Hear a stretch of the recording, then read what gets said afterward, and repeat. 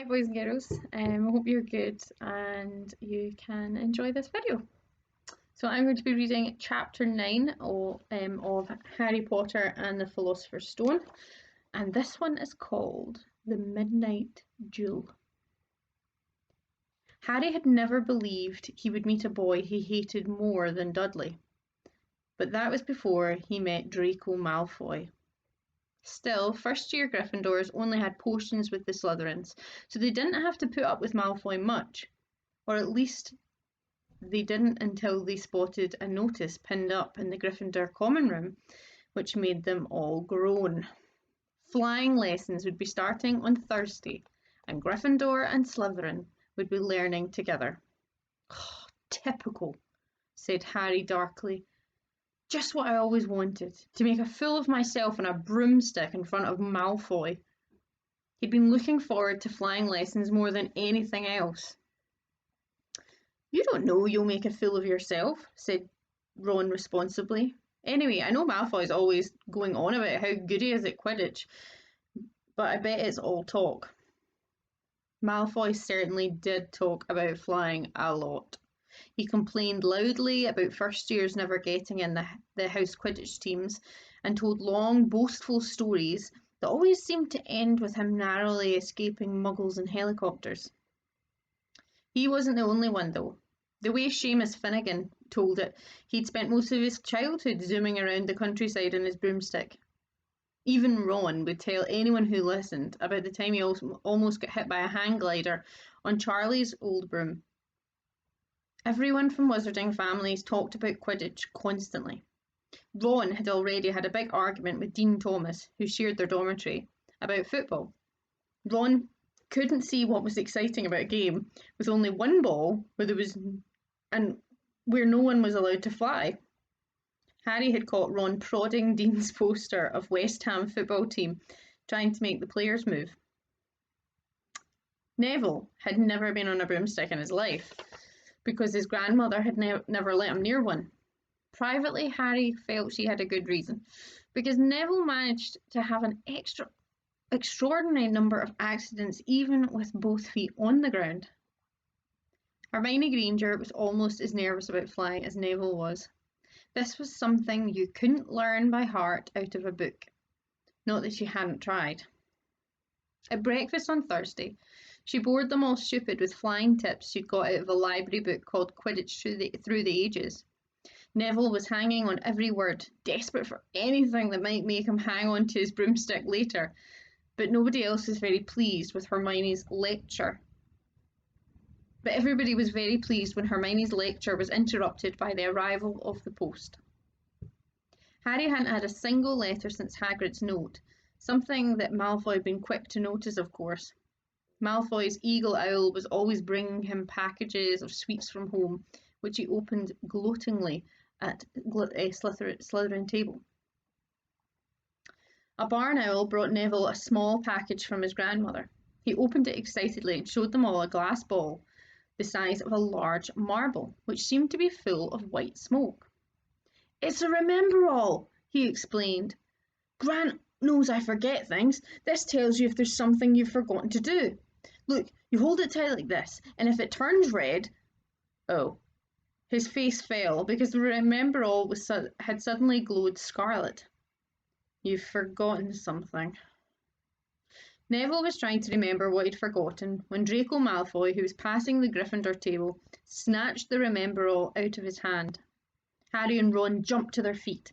They were half hoping for a reason to fight Malfoy, but Professor McGonagall, who could spot trouble quicker than any teacher in the school, was there in a flash.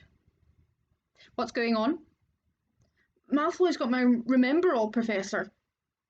Scowling, Malfoy quickly dropped the Remember-all back on the table.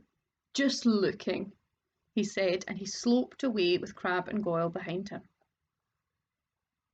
At 3:30 that afternoon, Harry, Ron and the other Gryffindors hurried down the front steps into the grounds for their first flying lesson.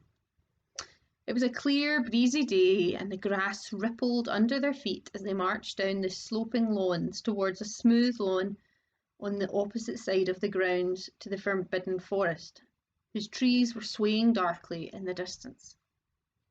The Slytherins were already there, and so were 20 broomsticks lying in neat lines on the ground.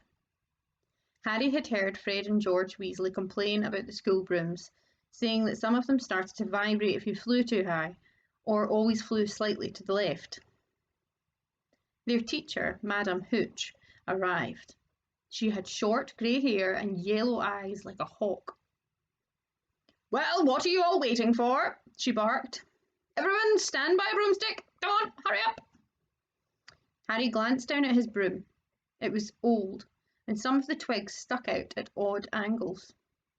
"Stick out your right hand over your broom," called Madame Hooch at the front, "and say up."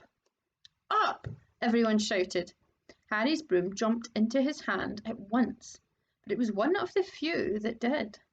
Hermione Granger's simply rolled over on the ground, and Neville's hadn't moved at all.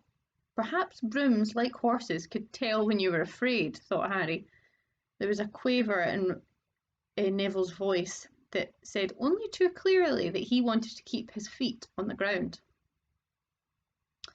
Madame Hooch then showed them how to mount their brooms without sliding off the end, and walked up and down the rows correcting their grips. Harry and Ron were delighted when she told Malfoy he'd been doing it wrong for years. "Now, when I blow my whistle, you kick off the ground hard," said Madame Hooch. "Keep your broom steady, raise a few feet, and then come straight back down by leaning forward slightly.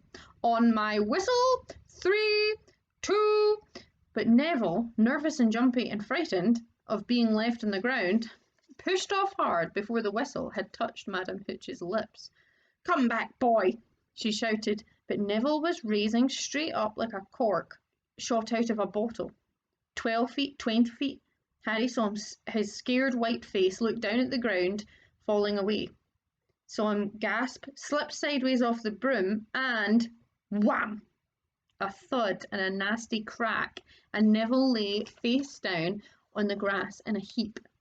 His broomstick was still rising higher and higher, and started to drift lazily towards the Forbidden Forest and out of sight. Madame Hooch was bending over Neville. Her face was as white as his. "Broken wrist," Harry heard her mutter. "Come on, boy. It's all right. Up you get." She turned to the rest of the class. None of you is to move while I take this boy to the hospital wing. You leave those brooms where they are, or you'll be out of Hogwarts before you can say Quidditch. Come on, dear." Neville, his face tear-streaked, clutching his wrist, hobbled off with Madame Hooch, who had her arm around him. No sooner were they out of earshot than Malfoy burst into laughter. "Did you see his face, the great lump?" The other Slytherins joined in. "Shut up, Malfoy," snapped Parvati Patil. "Oh, sticking up for Longbottom," said Pansy Parkinson, a hard-faced Slytherin girl. "Never thought you'd like fat little crybabies, Parvati." "Look," said Malfoy, darting forward and snatching something out of the grass. "It's that stupid thing Longbottom's gran sent him." The Remember-All glittered in the sun as he held it up. "Give that here, Malfoy," said Harry quietly. Everyone stopped talking to watch. Malfoy smiled nastily. "I think I'll leave it somewhere for Longbottom to collect. How about up a tree?" "Give it here!" Harry yelled, but Malfoy had leapt onto his broomstick and taken off. He hadn't been lying. He could fly well. Hovering level with the topmost branches of an oak, he called, "Come and get it, Potter." Harry grabbed his broom. "No!" shouted Hermione Granger. "Madame Hooch told us not to move. You'll get us all into trouble." Harry ignored her. Blood was pounding in his ears. He mounted the broom and kicked hard against the ground, and up he soared. Air rushed through his hair and his robes whipped out behind him. And in a rush of fierce joy, he realised he'd found something he could do without being taught. This was easy. This was wonderful. He pulled his broomstick up a little to take it even higher and heard screams and gasps of girls back on the ground and an admiring whoop from Ron. He turned his broomstick sharply to face Malfoy in mid-air. Malfoy looked stunned. "Give it here," Harry called, "or I'll knock you off that broom." "Oh yeah," said Malfoy, trying to sneer but looking worried. Harry knew somehow what to do. He leant forward and grasped the broom tightly in both hands, and it shot towards Malfoy like a javelin. Malfoy only just got out of the way in time. Harry made a sharp about turn and held the broom steady. A few people below were clapping. "No Crabbe and Goyle up here to save your neck, Malfoy," Harry called. The same thought seemed to have struck Malfoy. "Catch it if you can, then," he shouted, and he threw the glass ball high into the air and streaked back towards the ground. Harry saw, as if in slow motion, the ball rise up in the air and then start to fall. He leant forward and pointed his broom handle down. Next second he was gathering speed in a steep dive, racing the ball. Wind whistled in his ears, mingled with screams of people watching. He stretched out his hands. A foot from the ground he caught it just in time to pull his broom straight, and he toppled gently onto the grass with the Remember-All clutched safely in his fist. "Harry Potter!" His heart sank faster than he'd just dived. Professor McGonagall was running towards them. He got to his feet trembling. "Never in all my time at Hogwarts!" Professor McGonagall was almost speechless with shock, and her glasses flashed furiously. "How dare you! Might have broken your neck!" "It wasn't his fault, Professor." "Be quiet, Miss Patil." "But Malfoy—" "That's enough, Mr. Weasley. Potter, follow me now."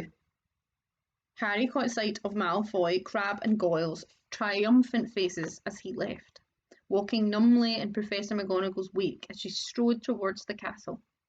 He was going to be expelled. He just knew it. He wanted to say something to defend himself, but there seemed to be something wrong with his voice. Professor McGonagall was sweeping along without even looking at him. He had to jog to keep up. Now he'd done it. He hadn't even lasted 2 weeks. He'd be packing his bags in 10 minutes. What would the Dursleys say when he turned up on the doorstep? Up the front steps, up the marble staircase inside, and still Professor McGonagall didn't say a word to him. She wrenched open doors and marched along corridors with Harry trotting miserably behind her. Maybe she was taking him to Dumbledore. He thought of Hagrid, expelled but allowed to stay on as a gamekeeper. Perhaps he could be Hagrid's assistant. His stomach twisted as he imagined it, watching Ron and the others becoming wizards while he stumped around the grounds carrying Hagrid's bag. Professor McGonagall stopped outside a classroom. She opened the door and poked her head inside. "Excuse me, Professor Flitwick, could I borrow Wood for a moment?" Wood? Thought Harry, bewildered. Was Wood a cane she was going to use on him? But Wood turned out to be a person. Whew! A burly fifth-year boy who came out of Flitwick's class looking confused. "Follow me, you two," said Professor McGonagall, and they marched on up the corridor, Wood looking curiously at Harry. "In here." Professor McGonagall pointed them into a classroom which was empty except for Peeves, who was busy writing rude words on the blackboard. "Out, Peeves!" she barked. Peeves threw the chalk into a bin, which clanged loudly, and he swooped out cursing. Professor McGonagall slammed the door behind him and turned to face the two boys. "Potter, this is Oliver Wood. Wood, I've found you a seeker." Wood's expression changed from puzzlement to delight. "Are you serious, Professor?" "Absolutely," said Professor McGonagall crisply. "This boy's a natural. I've never seen anything like it. Was it your first time on a broomstick, Potter?" Harry nodded silently. He didn't have a clue what was going on, but he didn't seem to be being expelled, and some of the feeling started coming back to his legs. "He caught that thing in his hand after a 50-foot dive," Professor McGonagall told Wood. "Didn't even scratch himself. Charlie Weasley couldn't have done it." Wood was now looking as though all his dreams had come true at once. Ever seen a game of Quidditch, Potter? He asked excitedly. Wood's captain of the Gryffindor team, Professor McGonagall explained. He's the build for a Seeker too, said Wood, now walking around Harry and staring at him. Light, speedy. We'll have to get him a decent broom, Professor, and numbers 2000 or clean sweep 7, I'd say. I shall speak to Professor Dumbledore and see if we can bend the first-year rule. Heaven knows we need a better team than last year, flattened in the last match by Slytherin. I couldn't look Severus Snape in the face for weeks. Professor McGonagall peered sternly over her glasses at Harry. I want to hear you're training hard, Potter, or I may change my mind about punishing you. Then she suddenly smiled. Your father would have been so proud, she said. He was an excellent Quidditch player himself. You're joking. It was dinner time. Harry had just finished telling Ron what had happened when he had left the grounds with Professor McGonagall. Harry had a piece of steak and kidney pie halfway to his mouth, but he'd forgotten all about it. Seeker, he said, but first years never. You must be the youngest player in about a century, said Harry, shoveling pie into his mouth.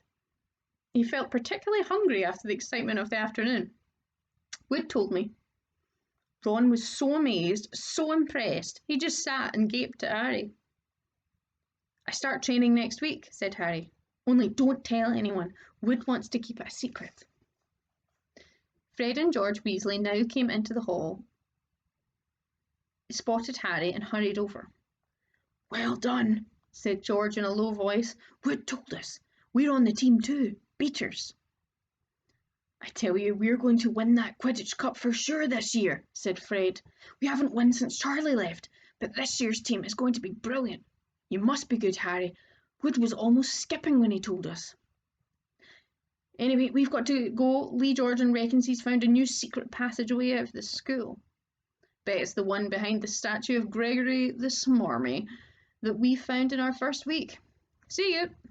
Fred and George had hardly disappeared when someone far less welcome turned up. Malfoy, flanked by Crabbe and Goyle.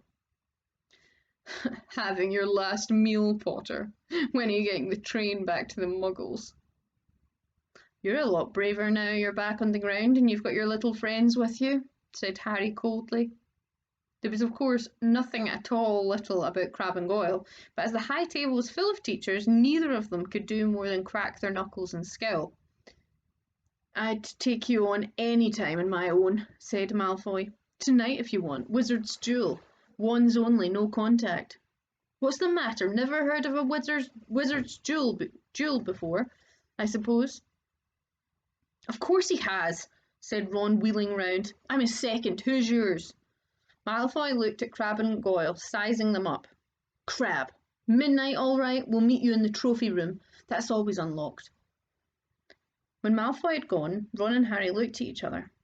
What is a wizard's duel? Said Harry. And what do you mean you're my second? Well, a second's there to take over if you die, said Ron casually, getting started at last in his cold pie. Catching the look on Harry's face, he added quickly, but people only die in proper duels, you know, with real wizards. The most you and Malfoy will be able to do is send sparks at each other. Neither of you knows enough magic to do any real damage. I bet he expected you to refuse anyway. And what if I wave my wand and nothing happens? Throw it away and punch him on the nose, Ron suggested. Excuse me? They both looked up. It was Hermione Granger. Oh, can't a person eat in peace in this place, said Ron. Hermione ignored him and spoke to Harry. I couldn't help overhearing that you and Malfoy were saying. Bet you could, Ron muttered. And you mustn't go wandering around the school at night. Think of all the points you'll lose Gryffindor if you're caught. And you're bound to be. It's really very selfish of you. And it's really none of your business, said Harry. Goodbye, said Ron. All the same, it wasn't what you'd call the perfect end to the day, Harry thought as he lay awake much later, listening to Dean and Seamus falling asleep. Neville wasn't back from the hospital wing. Ron had spent all evening giving him advice, such as, if he tries to curse you, you better dodge it, because I can't remember how to block them. There was a very good chance they were going to get caught by Filch or Mrs. Norris, and Harry felt he was pushing his luck, breaking another school rule today. On the other hand, Malfoy's sneering face kept looming up out of the darkness. This was his big chance to beat Malfoy face to face. He couldn't miss it. 11:30, Ron muttered at last. We'd better go. They pulled on their dressing gowns, picked up their wands, and crept across the tower room, down the spiral staircase and into the Gryffindor common room. A few embers were still glowing in the fireplace, turning all the armchairs into hunched black shadows. They had almost reached the portrait hole when a voice spoke from the chair nearest them. I can't believe you're going to do this, Harry. A lamp flickered on. It was Hermione Granger wearing a pink dressing gown and a frown. You, said Ron furiously, go back to bed. I almost told your brother, Hermione snapped. Percy, he's a prefect. He'd put a stop to this. Harry couldn't believe anyone could be so interfering.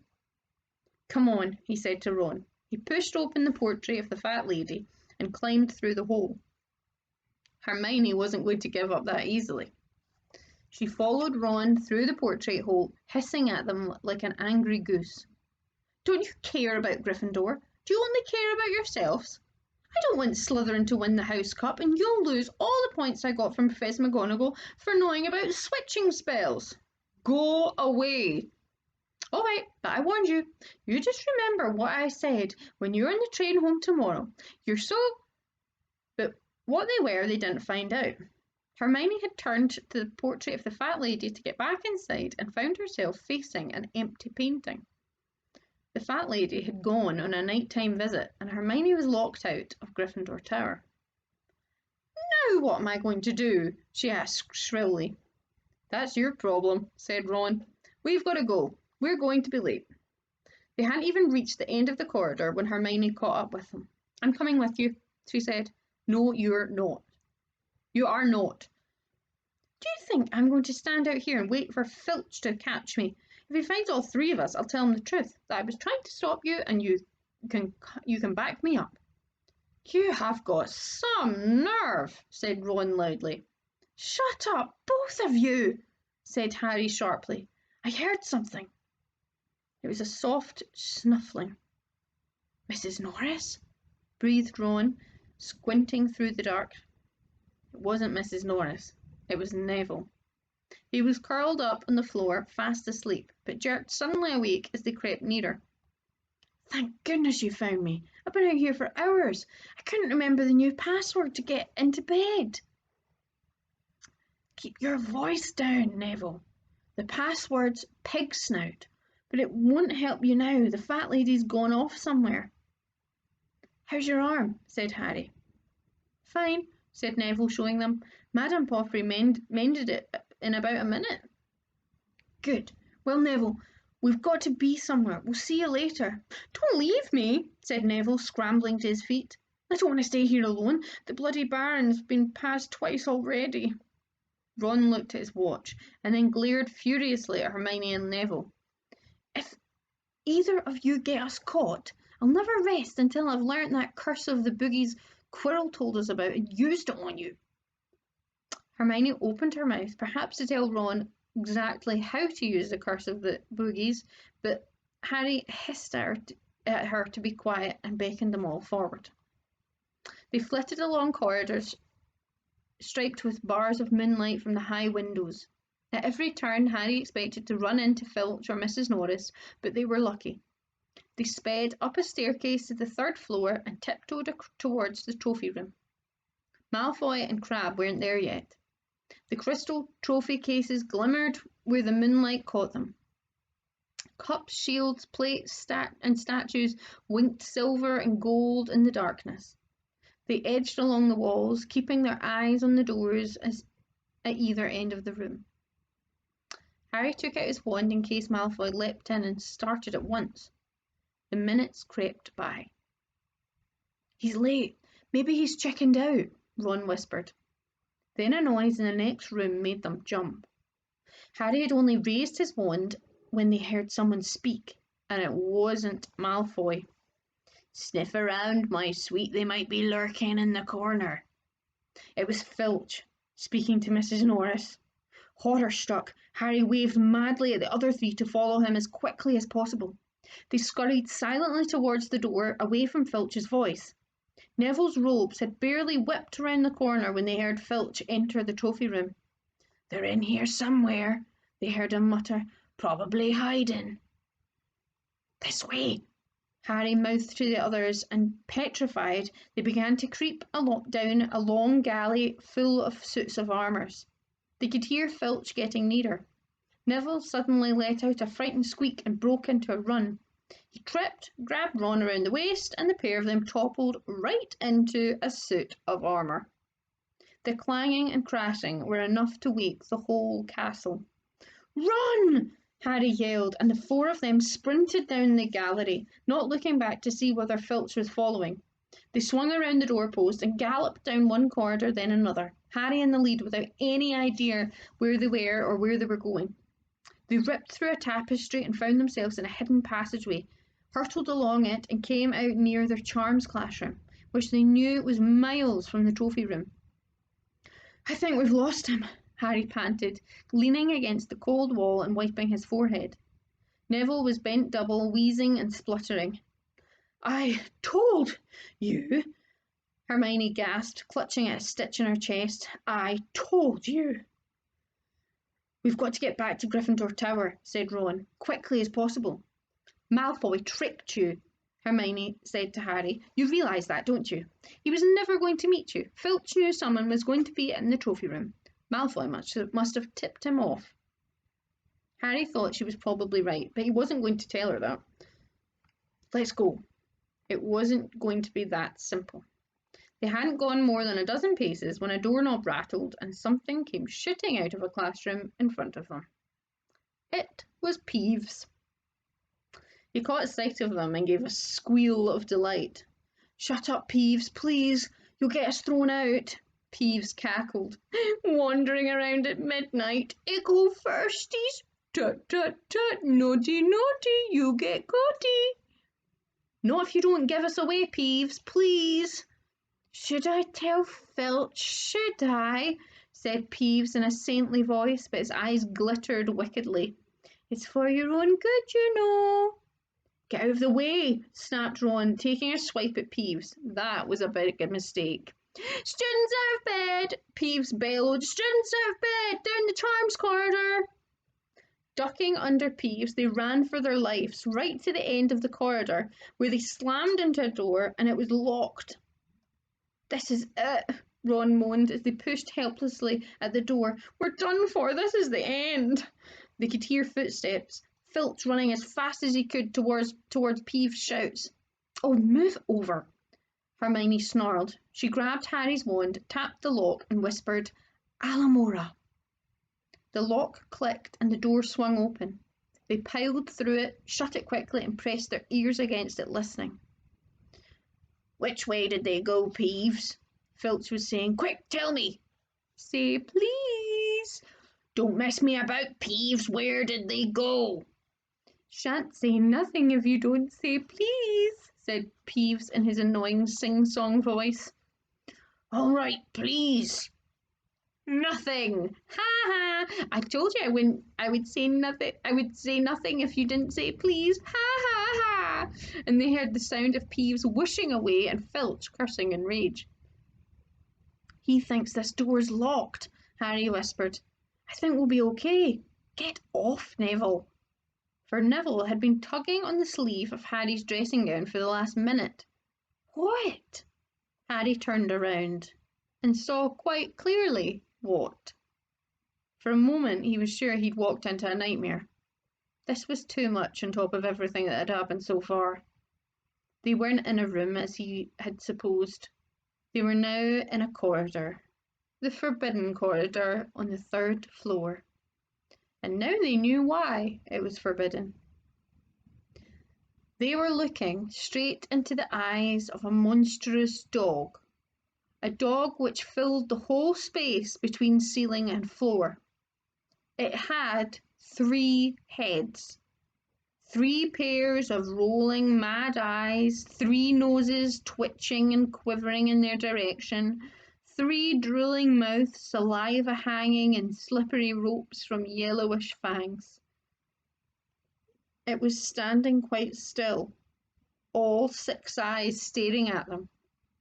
And Harry knew that the only reason they weren't already dead was that their sudden appearance had taken it by surprise. But it was quickly getting over that. There was no mistaking what those thunderous growls meant. Harry groped for the doorknob. Between Filch and death, he'd take Filch. They fell backwards. Harry slammed the door shut, and they ran. They almost flew back down the corridor. Filch must have hurried off to look for them somewhere else, because they didn't see him anywhere, but they hardly cared. All they wanted to do was put as much space as possible between them and that monster. They didn't stop running until they reached the portrait of the fat lady on the 7th floor.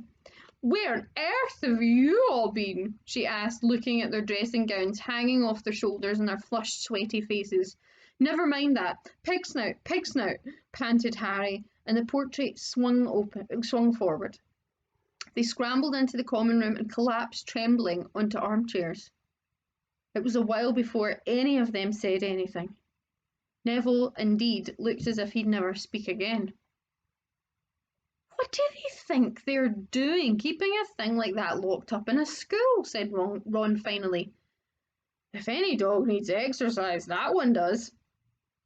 Hermione had got both her breath and her bad temper back again. "You don't use your eyes, any of you, do you?" she snapped. "Didn't you see what it was standing on?" "The floor," Harry suggested. "I wasn't looking at its feet. I was too busy with its heads." "No, not the floor. It was standing on a trap door. It's obviously guarding something." She stood up, glaring at them. "I hope you're pleased with yourself. We could have all been killed, or worse, expelled. Now, if you don't mind, I'm going to bed." Ron stared after her, his mouth open. "No, we don't mind. You'd think we'd dragged her along, wouldn't you?" But Hermione had given Harry something else to think about as he climbed back into bed. The dog was guarding something. What had Hagrid said? Gringotts was the safest place in the world for something you wanted to hide, except perhaps Hogwarts. It looked as though Harry had found out where the grubby little package from Vault 713 was. And that is the end of the chapter The Midnight Duel, and you're going to be read chapter 10 by Miss Carol, and it is called Halloween. Hope you enjoyed.